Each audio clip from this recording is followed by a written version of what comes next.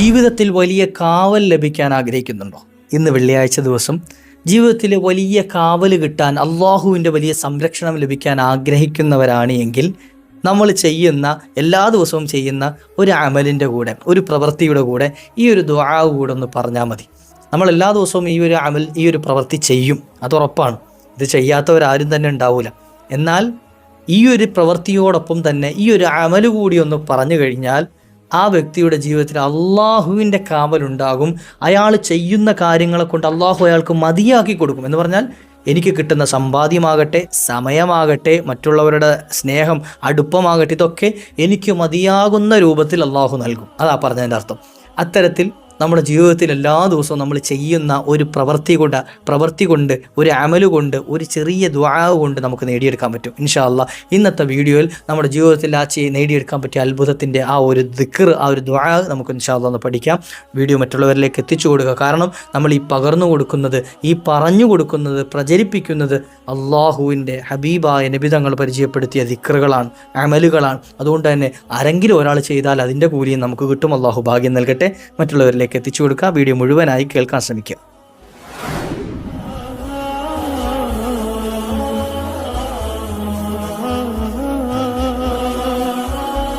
അസ്സലാമു അലൈക്കും വറഹ്മത്തുള്ളാഹി വബറകാതുഹു. ബിസ്മില്ലാഹ് വൽഹംദുലില്ലാഹ്. അഊദു ബികലിമാത്തില്ലാഹി തമ്മാതി മിൻ കുല്ലി ശൈത്താനിൻ വഹമ്മ വമിൻ കുല്ലി ഐനിൻ ലാമ. അല്ലാഹു നമ്മെ കബൂലാക്കട്ടെ. നമ്മുടെ അപാകതകൾ, പാകപ്പിഴവുകളൊക്കെ മാപ്പ് ചെയ്തു തരട്ടെ. എല്ലാവർക്കും റാഹത്തല്ലേ, സന്തോഷമല്ലേ?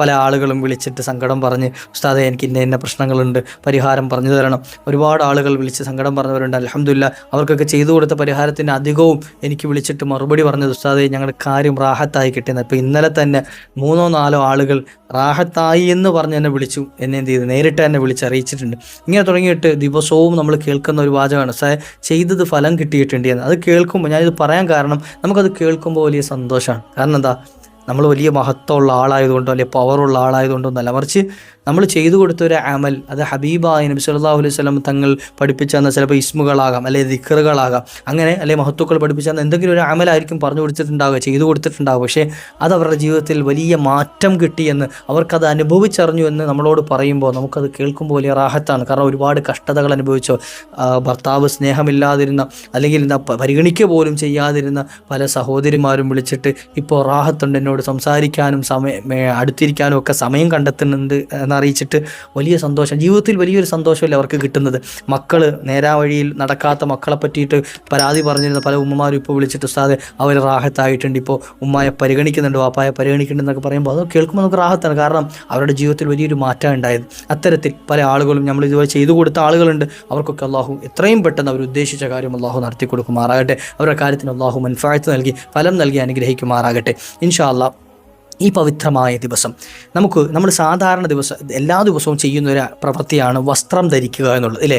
നമ്മൾ വസ്ത്രം ധരിക്കുക. ഇപ്പോൾ ഞാൻ ധരിച്ചിരിക്കുന്ന കോട്ടാകട്ടെ, അല്ലെങ്കിൽ ഇതിനുള്ളിലുള്ള കമീസാകട്ടെ, തലയിക്കെട്ടാകട്ടെ, ഇതൊക്കെ നമ്മുടെ വസ്ത്രത്തിൻ്റെ ഭാഗങ്ങളാണ്. ഇപ്പോൾ എന്നെ സംബന്ധിച്ചിടത്തോളം എൻ്റെ വസ്ത്രത്തിൻ്റെ ഭാഗങ്ങളാണ് ഇതൊക്കെ. അതുപോലെ ഇനി സഹോദരിമാരാണെങ്കിൽ അവർ ധരിക്കുന്ന വസ്ത്രങ്ങൾ, അവർ ധരിക്കുന്ന പർദ്ദയാകട്ടെ, മാക്സി ആകട്ടെ, സാരി ആകട്ടെ, എന്തായിക്കൊള്ളട്ടെ. അപ്പോൾ വസ്ത്രം ധരിക്കുന്ന ശീലമുള്ളവരാണ് നമ്മൾ ഓരോരുത്തരും. എന്നാൽ ഈ വസ്ത്രം നമ്മൾ സാധാരണഗതിയിൽ എടുക്കാതിരിക്കാൻ പോവുക, അത് തന്നെ അവസ്ഥ, അല്ലേ? അവിടെ പറയാനോ ചൊല്ലാനോ മിണ്ടാനോ നമ്മൾ നിൽക്കില്ല. എന്നാൽ ഹബീബായ റസൂലുള്ളാഹി സ്വല്ലല്ലാഹു അലൈഹി വസല്ലമ തങ്ങൾ ഒരു അത്ഭുതപ്പെടുത്തുന്ന ഒരു ദുആ കൂടെ പറഞ്ഞു തരുന്നുണ്ട്. ആ ദുആഇൻ്റെ പ്രത്യേകത ഹബീബായ നബി തങ്ങളുടെ ഹദീസിൽ തന്നെ കാണാം. ആരെങ്കിലും ഒരാൾ ഈ ഒരു ദുആ പതിവാക്കിയാൽ, വസ്ത്രം ധരിക്കുന്ന സമയത്ത് ഈ ഒരു ദുആ ചെയ്താൽ, കാന ഫീ ഹിഫ്ളില്ല, അള്ളാഹുവിൻ്റെ കാവലിലായിരിക്കും ആ വ്യക്തി ഉണ്ടാകുക എന്ന്. അള്ളാഹുവിൻ്റെ കാവലിലായിട്ടായിരിക്കും അയാൾ ഉണ്ടാകുക. അതായത് അയാൾക്കുള്ള വരാനുള്ള മുസീബാത്തുകളെ തട്ടാൻ അള്ളാഹു മുൻപിലുണ്ടാകും.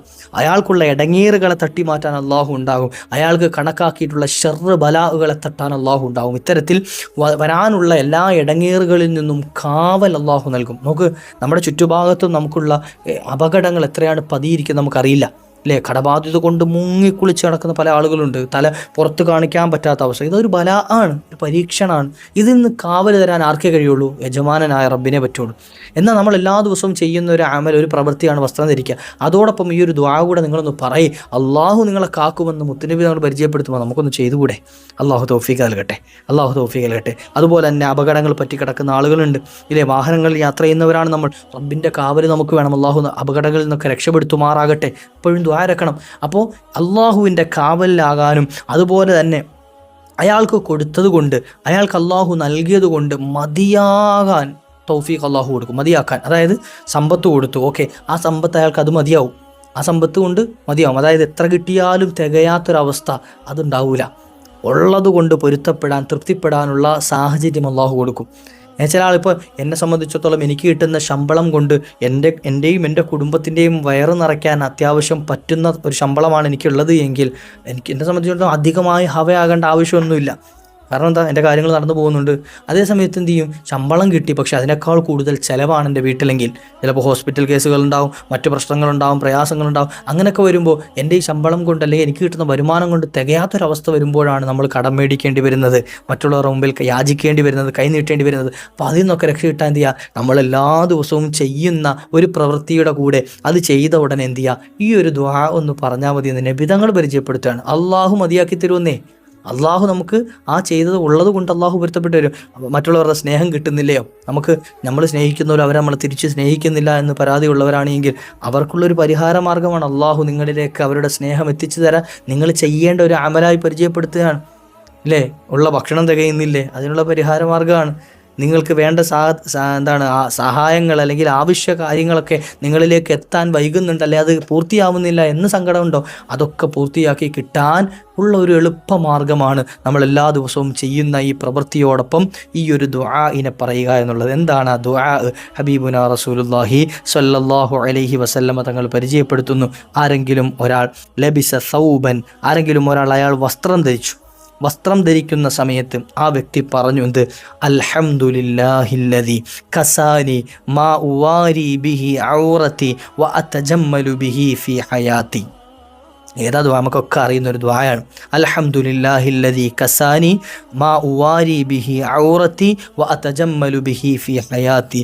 അൽഹംദുലില്ലാഹ്, അള്ളാഹുവെ നിനക്കാകുന്നു സർവ്വസ്തുതിയും. അള്ളാഹുവിനെ സ്തുതിച്ച് പറയാം. എങ്ങനത്തെ അള്ളാഹുവാണ്? അൽഹംദുലില്ലാ അല്ലദീ കസാനി മാ ഉവാരി, എൻ്റെ നഗ്നതയെ മറപ്പിച്ചവനായ അള്ളാഹ്, എൻ്റെ ബാഹ്യമായ ആന്തരികമായ മുഴുവൻ കാര്യങ്ങളെയും മറച്ചു വെച്ചവനായ അള്ളാഹ്, ആന്തരികമായ മുഴുവൻ കാര്യങ്ങളെയും തൊലിയാകുന്ന കവചം കൊണ്ട്, ഒരു കവാടം കൊണ്ട് അള്ളാഹു സുബ്ഹാനഹു വ തആല പൊത്തി വെച്ചിരിക്കുകയാണ്, മൂടി വെച്ചിരിക്കുകയാണ്. എന്നിട്ടോ ഈ ബാഹ്യമായതിനെ മറച്ചത് അള്ളാഹു തന്നെയാണ്. അല്ലേ, വസ്ത്രം നൽകി, നമുക്ക് ആ വസ്ത്രം നൽകിയിട്ട് അതുകൊണ്ട് നമ്മുടെ നഗ്നത മറയ്ക്കാൻ, ഔറത്ത് മറയ്ക്കാൻ അവസരം നൽകി ആ അള്ളാഹുവിനാകുന്നു സർവ്വസ്തുതിയും.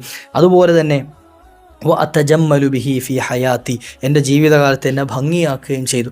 വസ്ത്രം ധരിക്കുക എന്നുള്ളത് ഒരു വശം എന്താണ്, നമുക്ക് ഔറത്ത് മറയ്ക്കുക എന്നതാണ്.